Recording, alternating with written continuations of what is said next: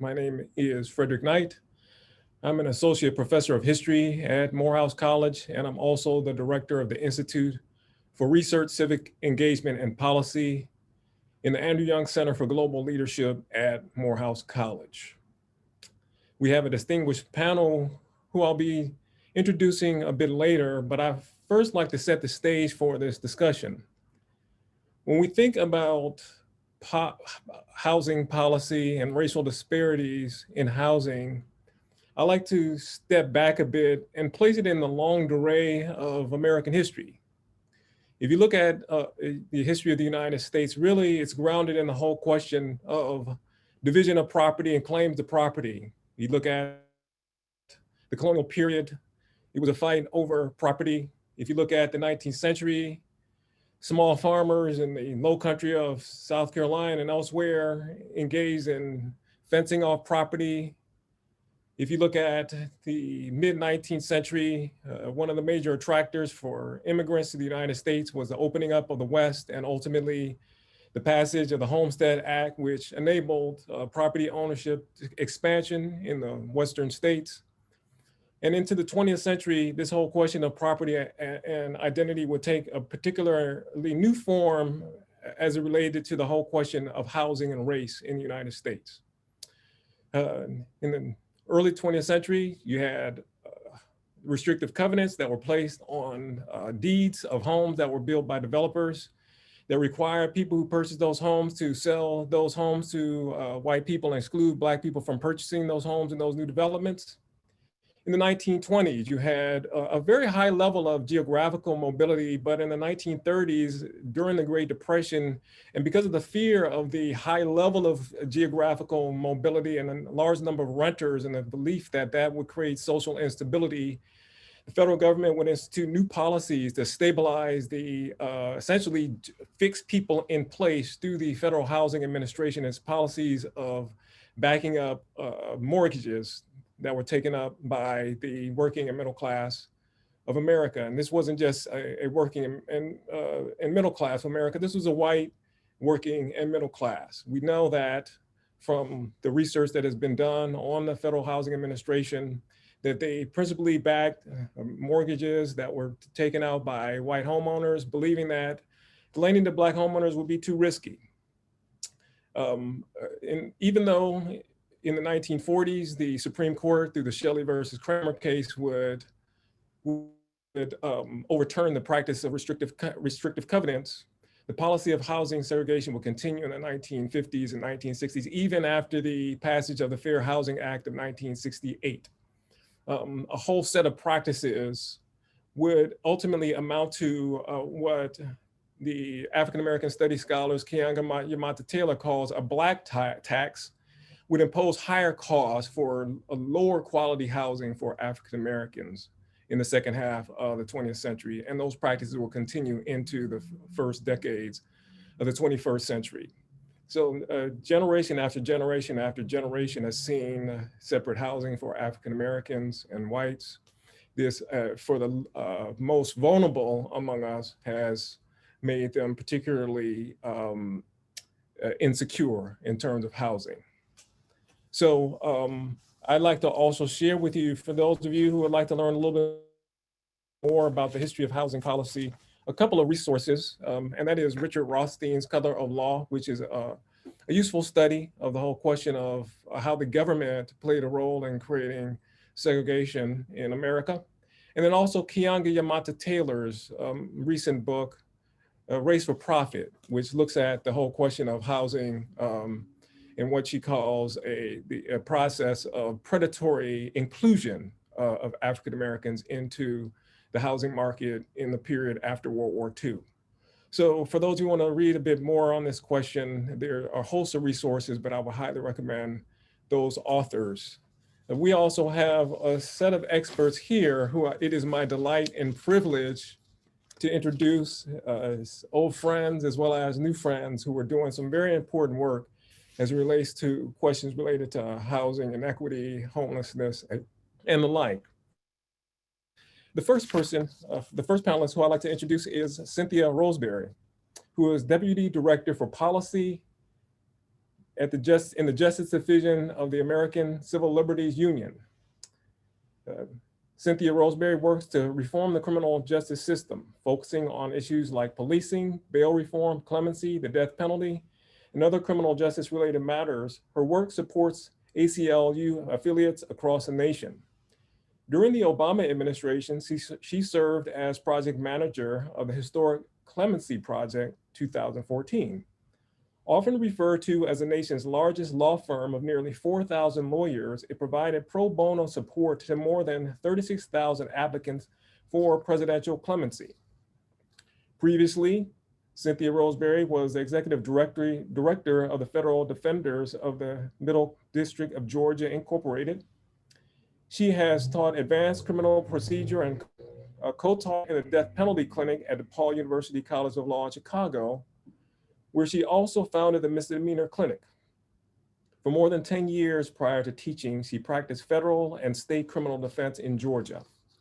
A national and international speaker, Ms. Roseberry has presented in nearly every US state in Europe and the former Soviet Union, and to a delegation of judges from China.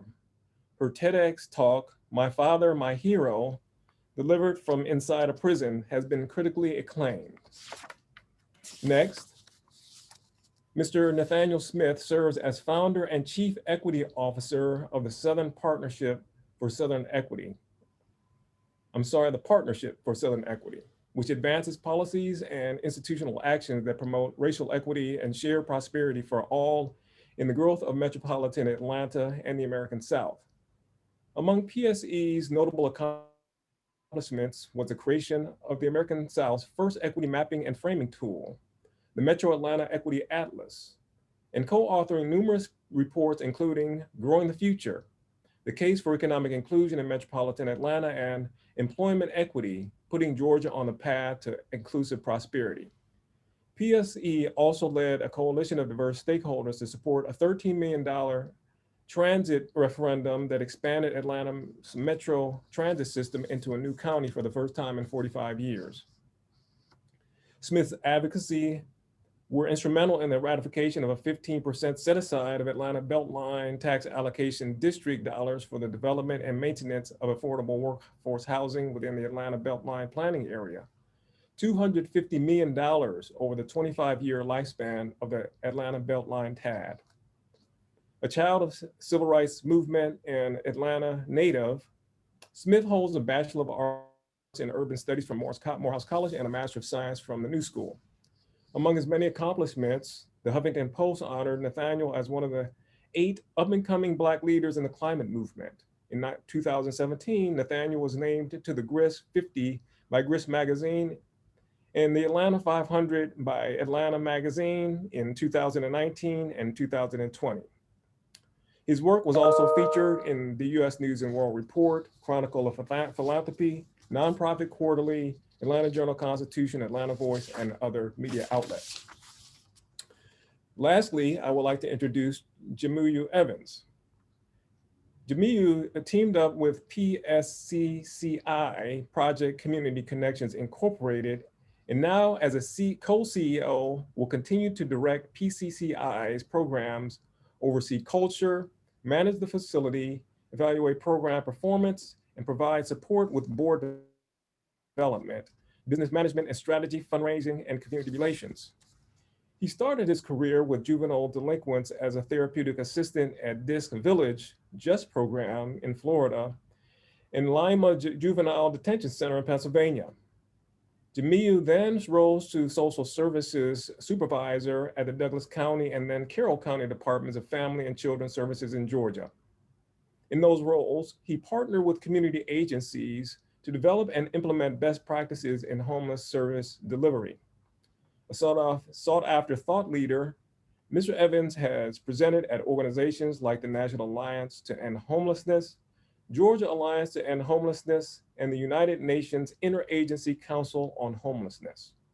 He is the current board president for the National Association for the Education of Homeless Children and Youth and co-developer with Mercy Housing Southeast of 117 units of affordable housing, Thrive Sweet Auburn. located in the heart of downtown Atlanta. It is my honor again to introduce Ms. Roseberry, Mr. Smith, and Mr. Evans for our distinguished panel here.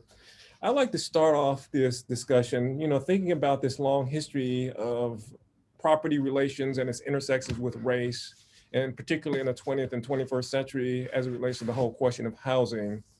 I'd like to first address Mr. Smith here and ask you how you think structural racism affects infrastructure and housing in Atlanta.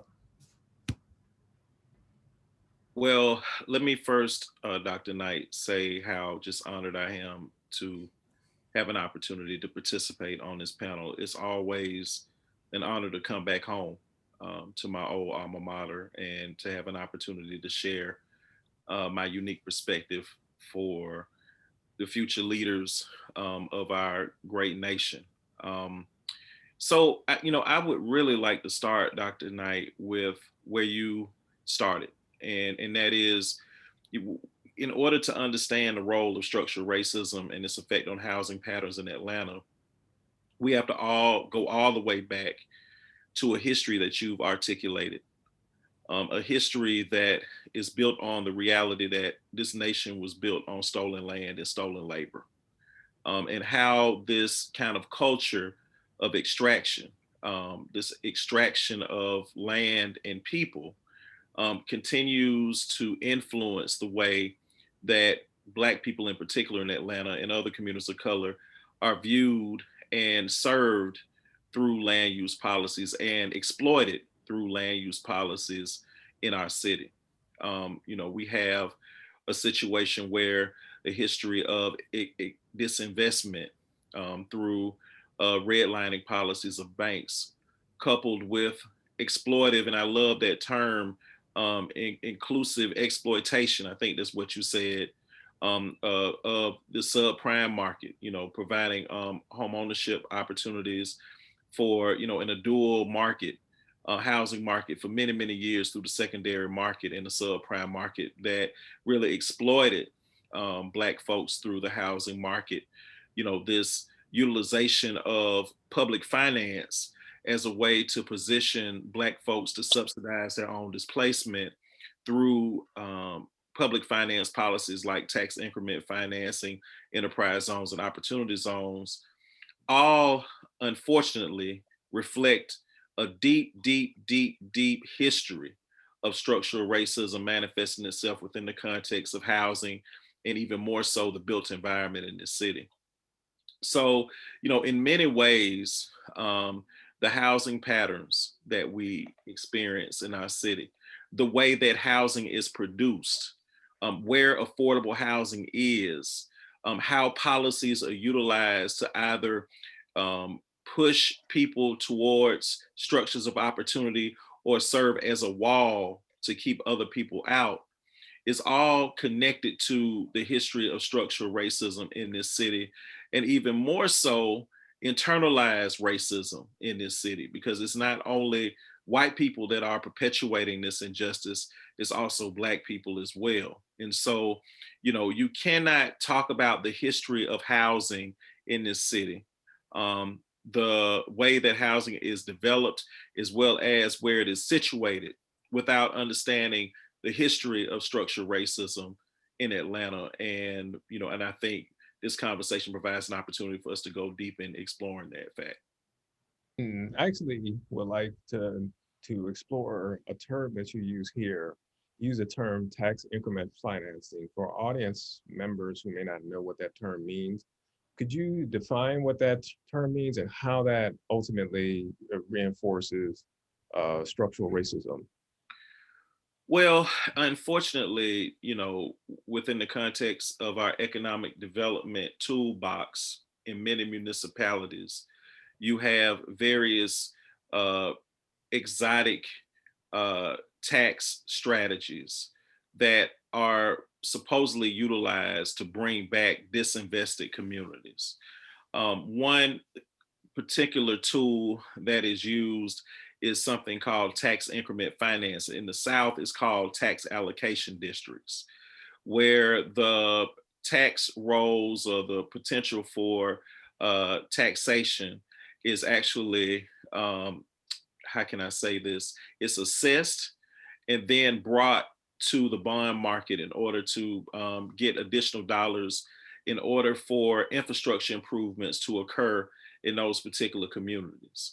And what usually happens is, because some of these policies do not have equity implications embedded in them, what ends up happening is you have those same communities that were supposed to be benefiting from these public finance approaches actually being put in a position to subsidize their own displacement. And we see that on many occasions, whether it be through the Beltline, which is being supported by tax increment or TAD dollars, or even opportunity zones or enterprise zones.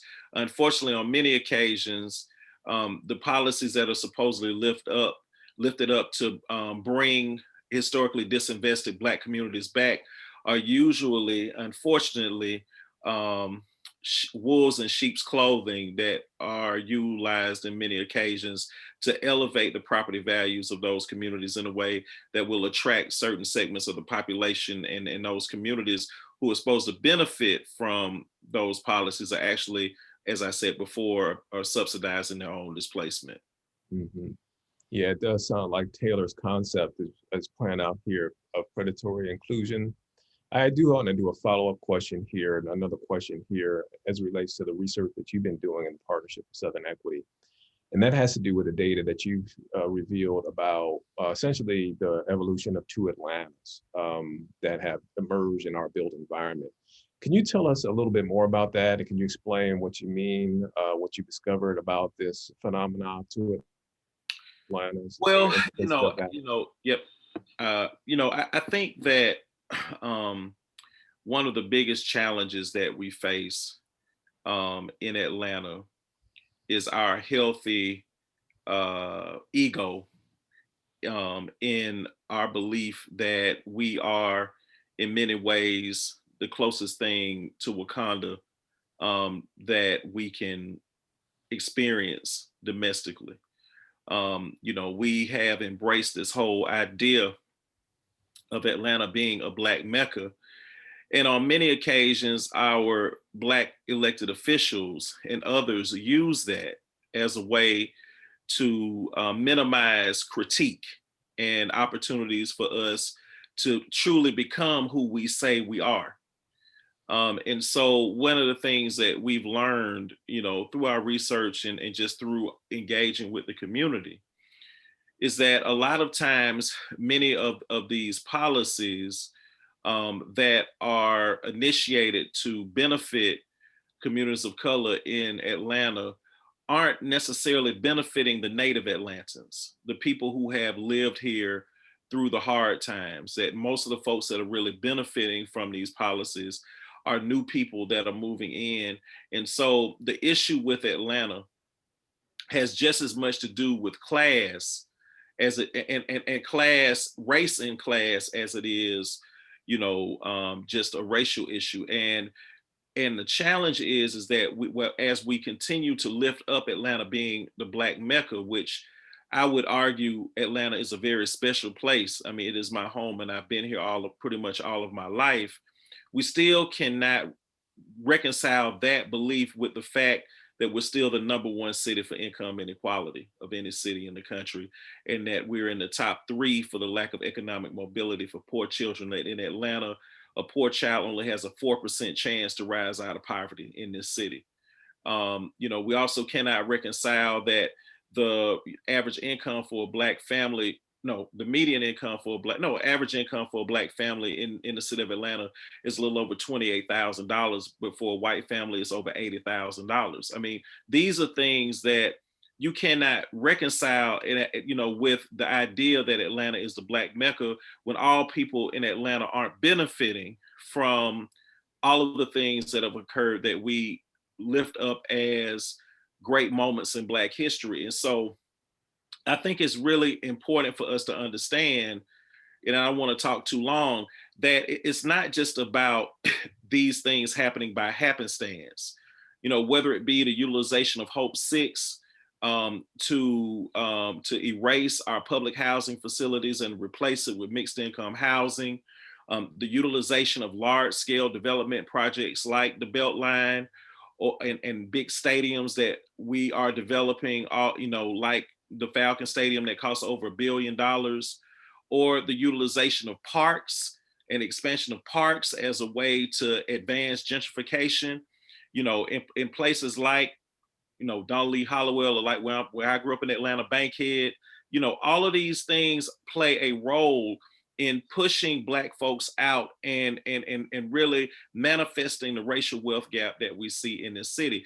And the only solution, in my opinion, that will solve these problems is a policy solution. And not only a policy solution, but a value-based solution that will finally realize our values within the context of the policy environment, and not the values of other people that don't really care too much about us. So that's something that's really important to understand. I think that comment that you just made is a perfect segue to Cynthia Roseberry's expertise in the work that she's doing around criminal legal system reform. And I'd like to get a sense from you, and if you can describe how racism in the criminal legal system in the community of people who have emerged out of that system leads to challenges in their housing options. Well, thank you, Dr. Knight, for inviting me here, and thank you to Morehouse College and the Andrew Young Center for having me be a part of this panel. I too am coming home as the daughter of a Morehouse man and someone who grew up just steps from Morehouse. It feels good to be with family.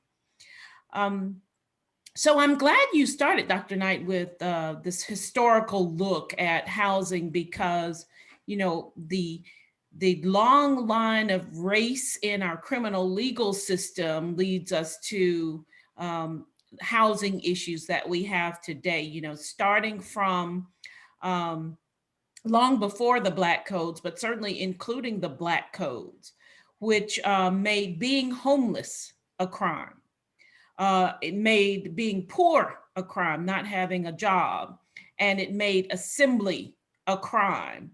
And so we see that, from those origins, we travel through to today, where if you have a criminal conviction, as a condition of your release, your probation or your parole, you're required to have a home. You're required to have a job, right?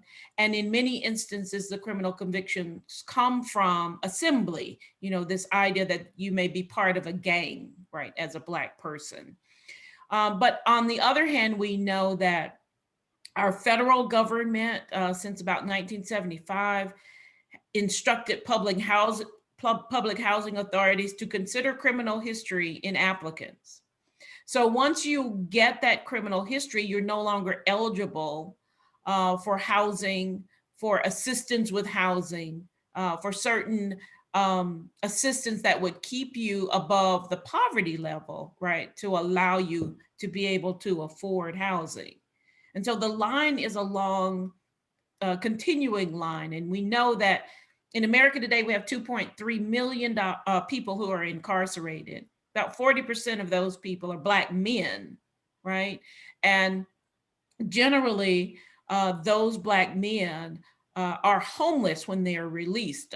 As a matter of fact, those coming home from prison are vastly more likely to be homeless than any others because of these prohibitions on where you can live, and also because of the lack of means to be able to live in any given community.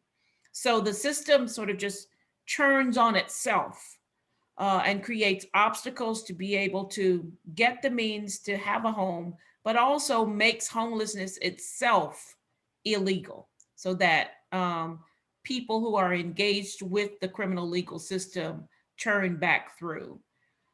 Landlords also perform background checks and are unwilling to rent to people with criminal histories, which creates another barrier to housing.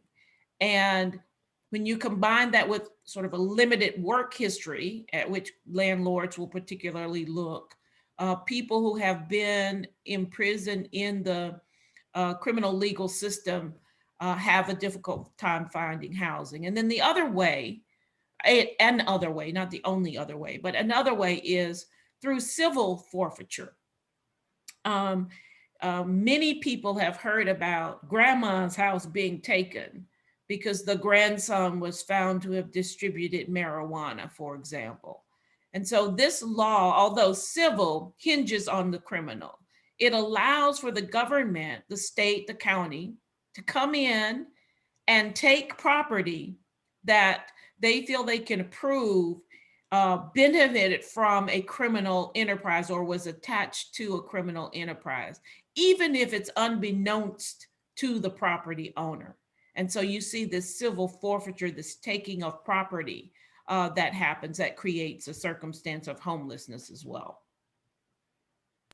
And that has all kinds of implications in terms of getting jobs. You don't have an address. How do you deal with the basic stuff of getting back onto your feet, getting a job, registering to vote, doing basic things of being a citizen? It just makes it impossible to do that. And so I'd like for you to elaborate on this whole question of the implications of the criminal legal system as it relates to housing by having you elaborate on an idea that you suggested, and that is that reentry from jail or prison is the new redlining.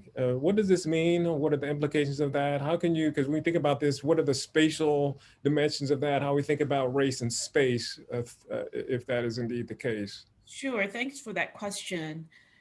So if we think about a disproportionate number of African Americans having criminal convictions, right, because of the racism that's pervasive in policing and all across the criminal justice system, then we think about more people encountering these barriers to housing, so that housing that is available tends to be in more blighted areas, right? In areas where a landlord might not care as much about a criminal history, or where a landlord might command a lower rent.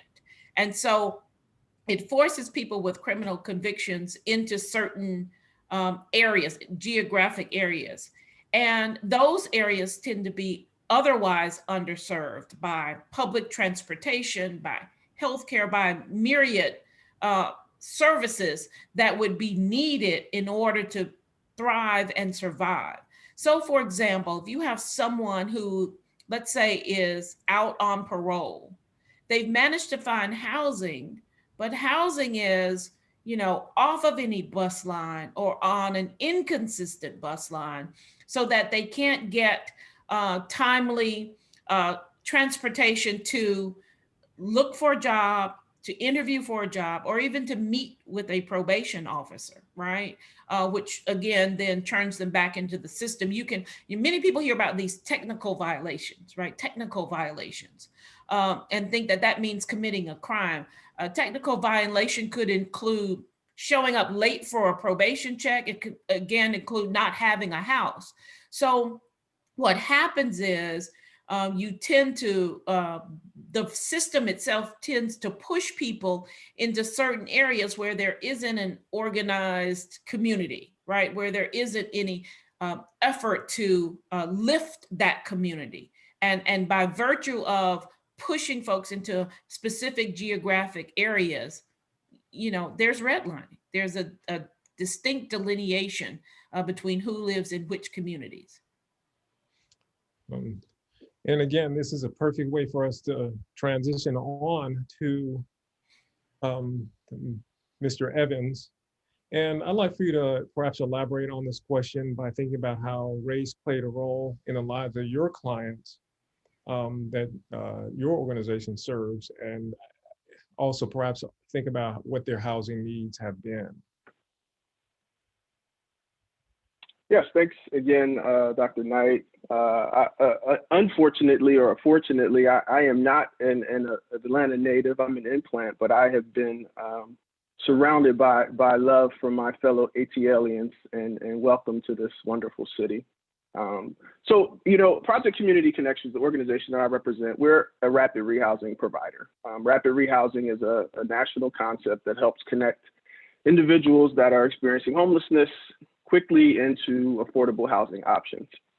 We've been doing this work specifically for over 20 years, which is a little sad to say that this issue around housing affordability and connectivity to housing remains an issue in this country 20 years after the birth of my organization, but obviously based on the reports from Dr. Knight, from Mr. Smith and Cynthia as well, that this has been an issue that has plagued this nation for decades. Our organization really tries to assist individuals that have found themselves on the steps of poverty and that fine line of poverty and homelessness. And they're needing an affordable housing option to help them stabilize their family, stabilize their lives, and get back to being a thriving part of society. The one thing that I think is consistent, based on what Nate said and based on what Cynthia said, is that there's a saturation, an oversaturation of Black people that are susceptible to policy issues, the criminal justice system, and homelessness. 95% of the people that we serve in Metro Atlanta are African American coming through the homeless system, 95%. And that same percentage is something that really cascades across the nation when it comes to the overrepresentation of African Americans within the homeless services system. Cynthia covered a lot of the issues that are the center line between housing and the ability for one to thrive, because of the very same reasons that Nate mentioned around the issues of gentrification. So many times we're seeing that the opportunities and options that we're able to connect our families to through this program called Rapid Rehousing are in blighted communities, are in areas where they don't have the supportive services and the networks to be able to assist this particular family to move forward and thrive. There continues to be many issues around barriers. We talked about that a little bit a second ago. And there also are issues around the court system related to overrepresentation and evictions for individuals who are living in these particular communities. Poor credit is an issue with our families that are coming through our program, specifically criminal background, as Cynthia mentioned, issues around living wage. Right now, the cost of housing does not line up with the wages that lower income individuals are receiving. There's a huge gap between the cost of housing. Family composition, our larger families cannot afford to be able to rent a 3 or 4 bedroom home. So there's a lot of challenges between the intersection of race and homelessness. And a lot of it is surrounding the systems that govern people's ability to access credit or access housing or access transportation or access equitable education. All of those systems play a role on individuals' ability to have access to housing options in the community. And that's what we're seeing here specifically with our program. And the flip side of this is something that you said about housing also being a gateway for opportunity. It's not just shelter. And so I'd like for you to elaborate on that flip side of this coin here. Yeah, Dr. Knight, many national organizations and funders of different programs that help support some of the work that we do have this idea or concept that housing is kind of this magic bullet that solves everyone's problems. Now, how I look at this is something very basic that many people probably remember from years past and maybe high school is Maslow's hierarchy of needs. And within those hierarchies, there's a few different things. You have self-actualization, esteem, love and belonging, safety and needs, and psychological needs. So there's a few different layers within Maslow's hierarchy of needs. And housing falls within the psychological needs: air, water, food, shelter, clothing. that's just one of the many things that are required for an individual to be able to thrive. And the idea that just providing someone this basic need will allow for them to be able to satisfy the rest of these things is kind of interconnected. Obviously, housing doesn't remain by itself, but the interconnectivity of all of these things really is what creates that opportunity. Many times, what we see is that we're placing people back in communities that aren't thriving, and that starts to kind of pull them down. We're seeing some movement in that, but there continues to be, more need for more inventory, more need for inclusion, and the housing piece is a part of the puzzle that creates some opportunity and widens the lens for our clients to be able to be more productive in their lives and their community. I think a lot of people who are engaged in questions of reform also, they do the analysis and we realize that there are these inequities, but there's also there's a space for a political imagination. Like, how do we envision or imagine a different kind of world as a really important step in actually attacking those problems. And so I'd like to start off with Cynthia. And in terms of the challenges that you see your clients facing in the larger landscape that you've been working on is, how can we bring this question of a political imagination or new social imagination to bear on addressing this? Thanks. That's a wonderful question. I think as a community, we are our brothers and sisters keepers, first of all. And to the extent that we ignore this responsibility and obligation, we allow what's happening to continue. Many of the decisions, the policy decisions that are made because there are millions who are disenfranchised from the system, right? Who cannot vote. And so whose voices are not being heard.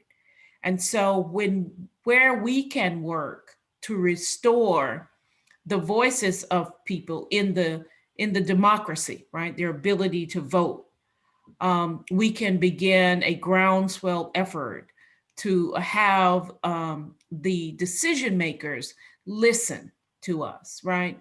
But even before those efforts take place, we can elevate the voices of those who are affected by these policies by expressing that it is not okay with us that we don't provide a clear path back from prison for people who have been imprisoned by the system. It is not okay with us that the box that one must check when they're applying for a job has not been banned. It is not okay that people cannot get housing. It's also not okay that our system takes people out, but doesn't prepare them to come back home, right? To look for a job, to obtain housing, to reintegrate, to remember, become a part again with the system.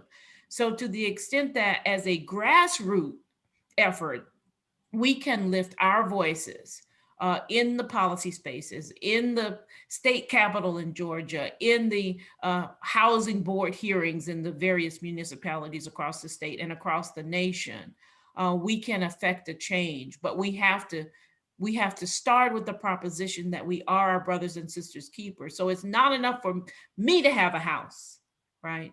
It's not enough for just me to have shelter. I need for my brother and my sister to have it too.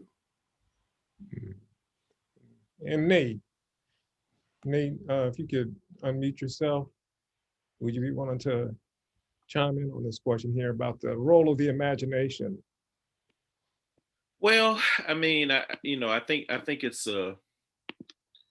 really, really important. I mean, if you just think about it, there was a time when all Black folks had was their imagination, when they were in fields picking cotton and never really knew what tomorrow would not only be for their immediate families, but for future generations. And so if anybody knows about the power of imagination, the revolutionary power of it, I would say it would be Black people.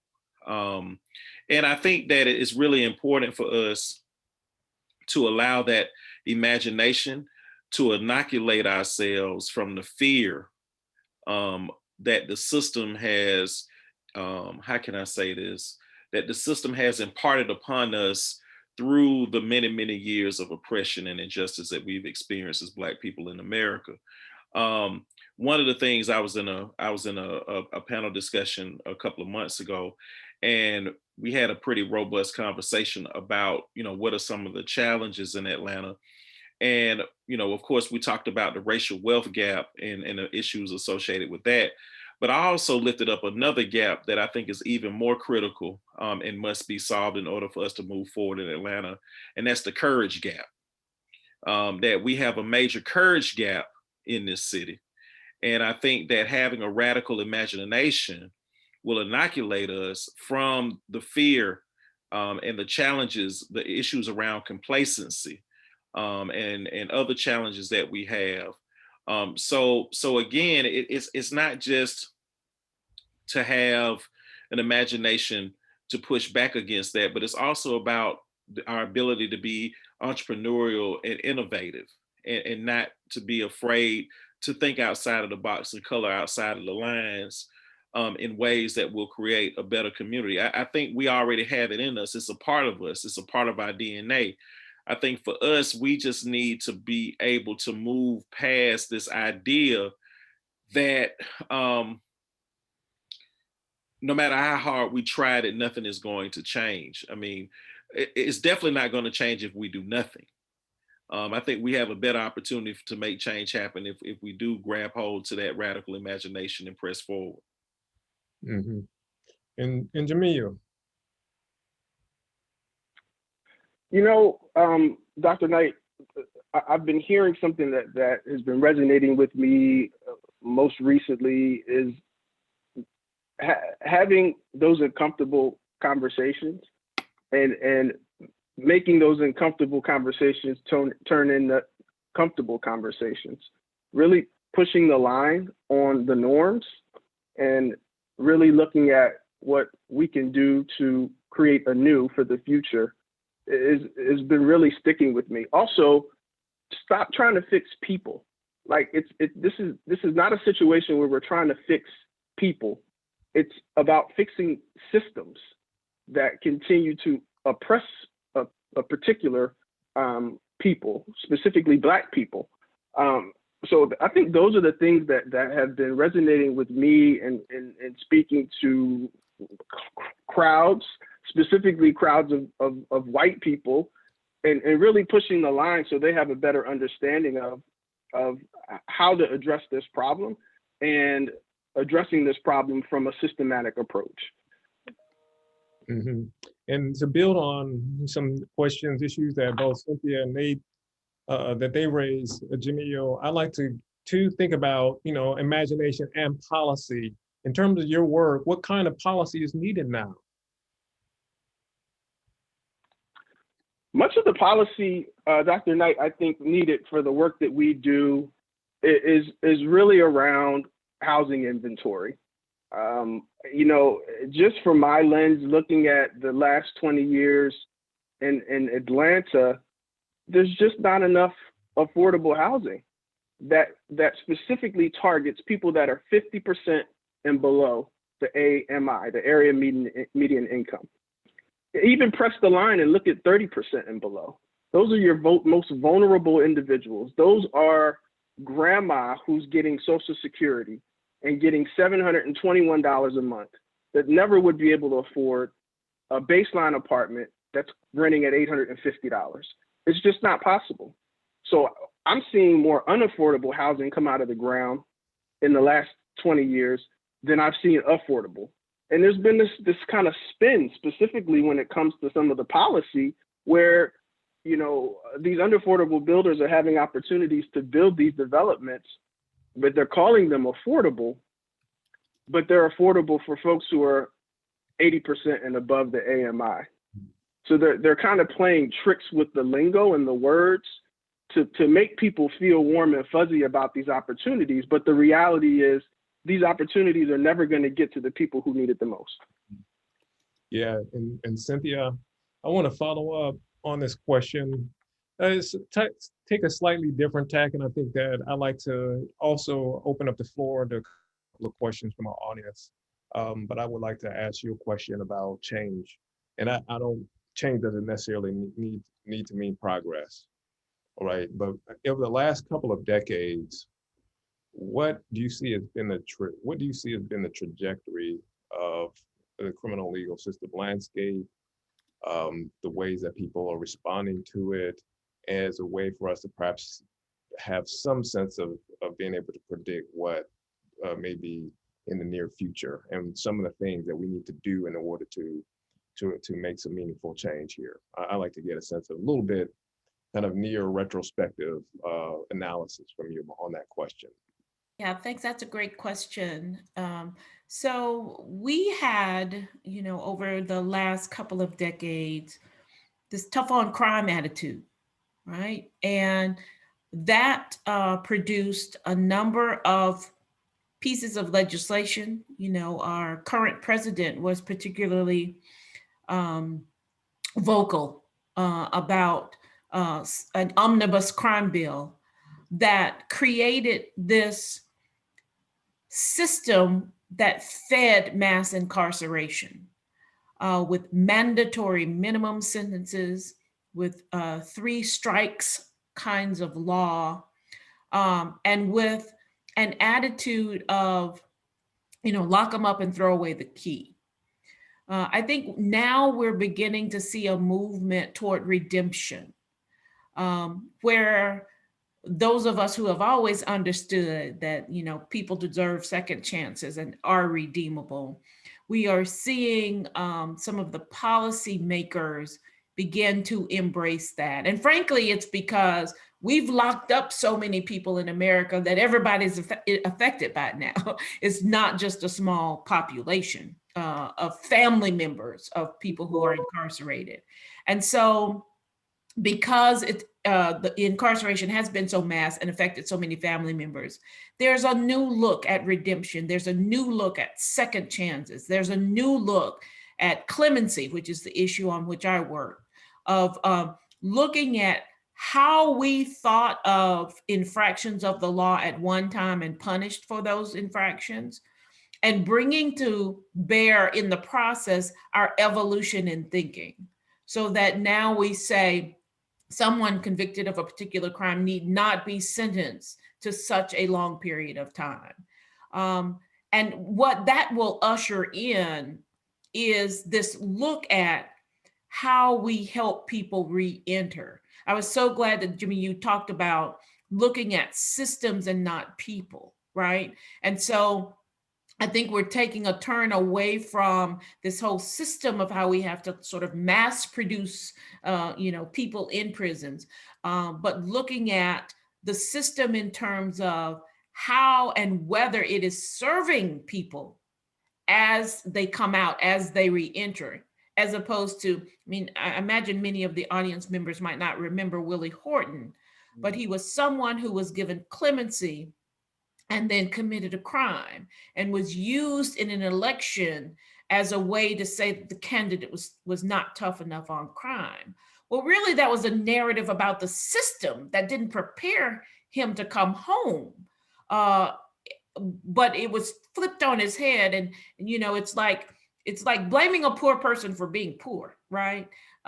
So I think where we're seeing the turn away from tough on crime, we will also see an ushering in of the need to truly assist people so that when they've served their time, we really stamp their ticket paid in full and allow them to fully re-enter society. Okay, appreciate that. We do have a question here from Lauren Watts. Appreciate this question, Lauren. And the question is, and I think I'll direct this to Nathan. Are there significant differences in housing outcomes in the city of Atlanta versus Metro Atlanta? And with the mayor's race and governor's races around the corner, what are the key questions these candidates should be able to answer about housing justice? Well, the first question that the voters should ask any candidate is, are the people that are paying the resources that are helping to facilitate the development that is occurring in the city, are those people getting the adequate return on their investment? And I would submit to you that if you looked at the nature of economic development and development in general in this town, that is not the case. I would also say that, unfortunately, again, history is the present, because of in the past a lot of suburban policies that utilize exclusionary zoning as a way to minimize the opportunity for multifamily housing and affordable housing to be built in the suburbs.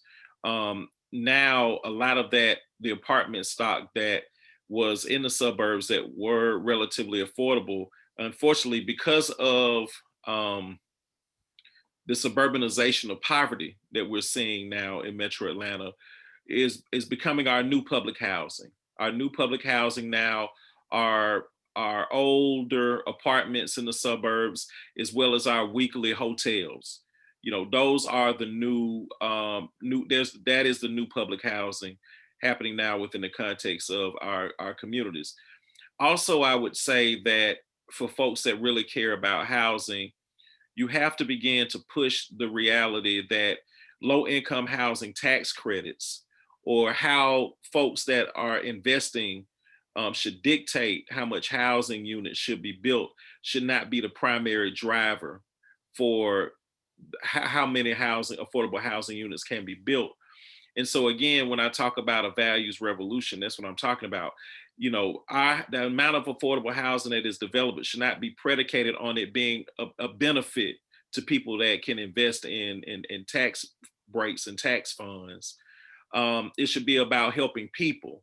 And so with that, can we begin to advance specific tools that will help to facilitate the distribution and production of affordable housing, like inclusionary zoning, like affordable housing trust funds, like community land trusts, and all of these other policies that can be utilized to do it. So again, I think that if you have elected officials that don't have an analysis around, and not just say affordable housing is important. But name some specific policies. Are you for transit-oriented development? You know, are you for ensuring that there are affordable housing policies next to transit centers? You know, all of these questions have to be answered, and we have to be really specific, because the divine is in the details. And I think it's really important for us to be knowledgeable and know that. Jimiyu or Cynthia, would you like to chime in on this question about what we should be thinking about in terms of these upcoming mayoral or governor's races? What kind of questions we should be asking those candidates, even in your particular domain? Cynthia, do you have some thoughts about this question? Would you mind sharing? I know you talked about this importance of having more broad-based democratic participation, expanding the right to vote and exercise the vote by people who had previously been barred from the franchise. So I'd like for you to perhaps share your thinking about what this means in terms of the work that you're doing. Sure, thank you. I'd also add to that this commitment to decarcerate, right? To bring people home from prisons, to give them a second look at the sentences they were given. And then when we decide that we've been unjust, how are we going to prepare them for their return home? What services are we going to put in place as they begin to exit the prison system and come home? And then, of course, on the front end, how we are feeding that system in our policing, right? What commitment are we making for equitable policing in all of the communities? What commitments are we making for release on bail pre-trial, right? To allow people to come home prior to any jury trial. And what commitments we are making for the prosecutors who are put in place to prosecute folks. There are a number of progressive prosecutors across the nation who have made commitments like getting rid of cash bail, like giving people second looks, looking at their own prior convictions within their offices to give people second looks. So how are we looking at those kinds of appointments as well? Mhm. Dr. Knight, the only other thing I would add, is from my perspective, because we're in the trenches when it comes to the work the PCCI does. We need to do some more investment in community as a whole, and education. We need to invest in our young people, in the education systems to ensure that there's equitable education opportunities. There are community centers, things that I remember when I grew up, I don't even see exist in communities anymore, that allow for people to build the community and provide outlets for individuals to grow and learn and flourish.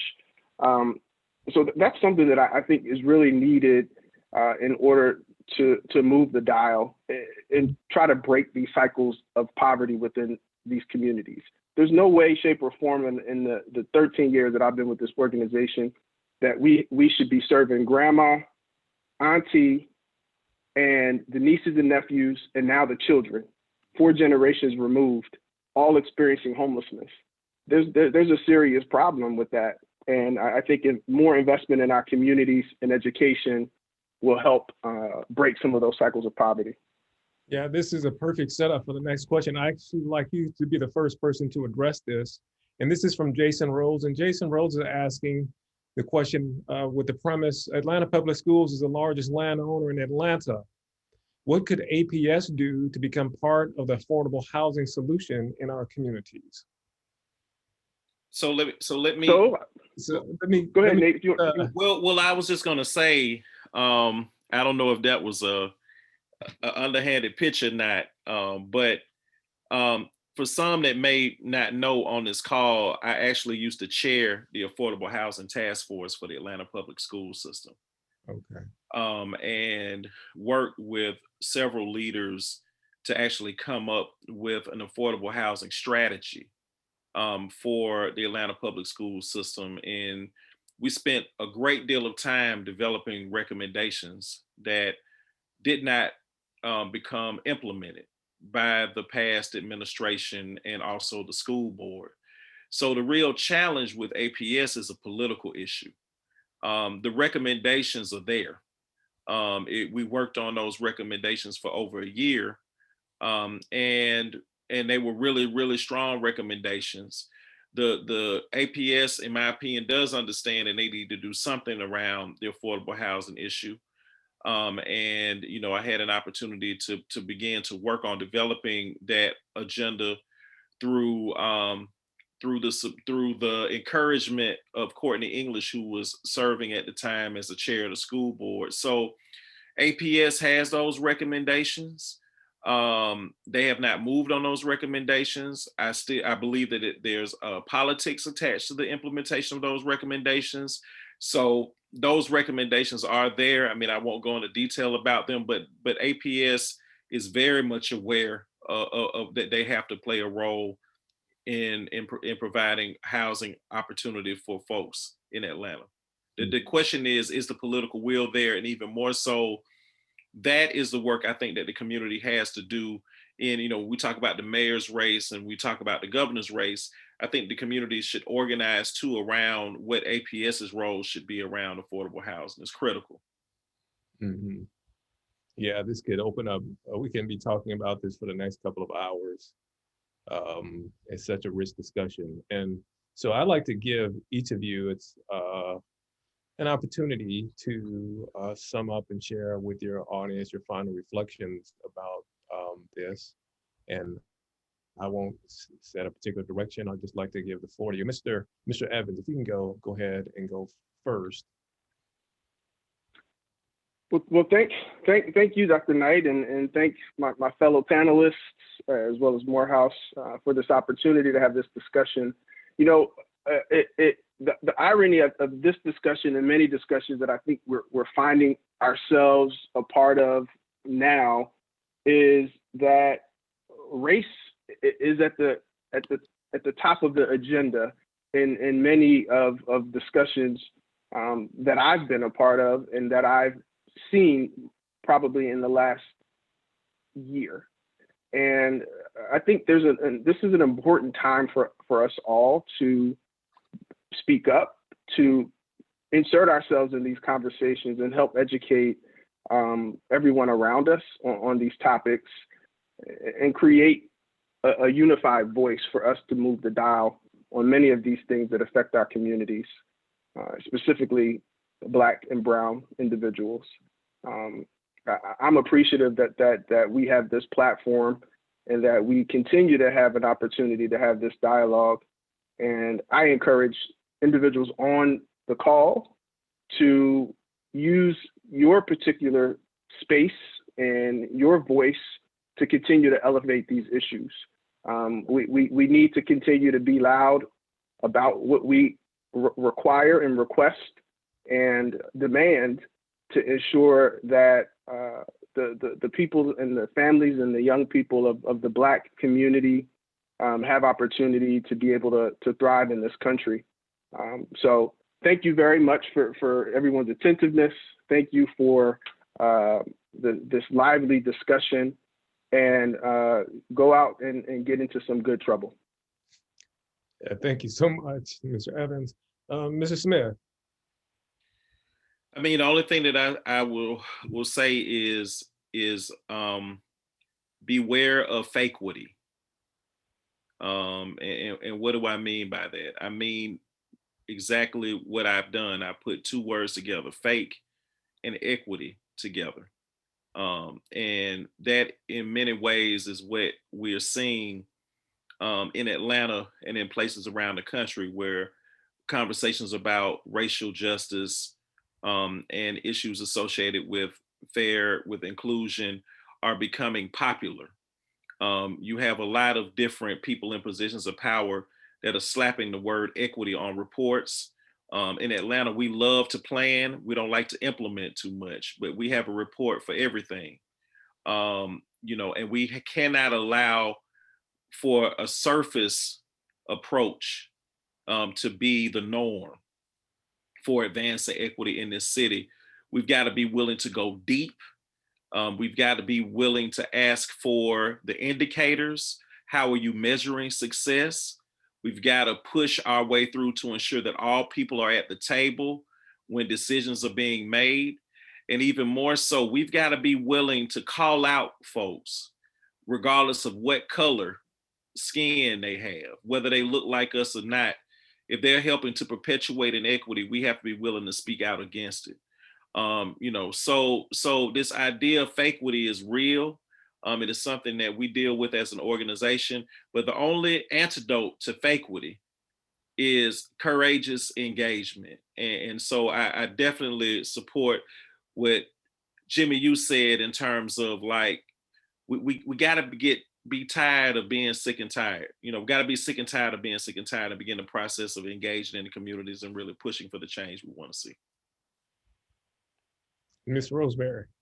So, there's just really one thread that runs through what we all think about this. There are so many collateral consequences from having contact with our criminal legal system.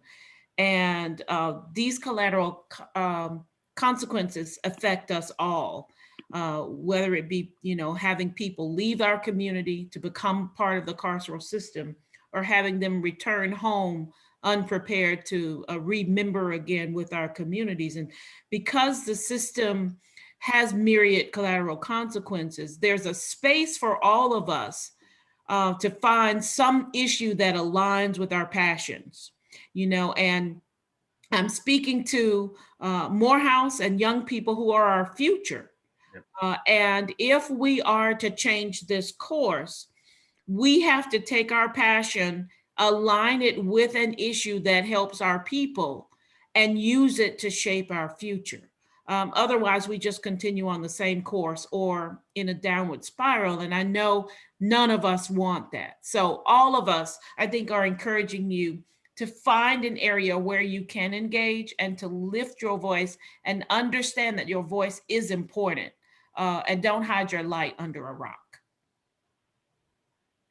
Well, panelists, you all said it all. Thank you so much. Thank you to our panelists. Thank you to our guests. What a very fine and rich conversation.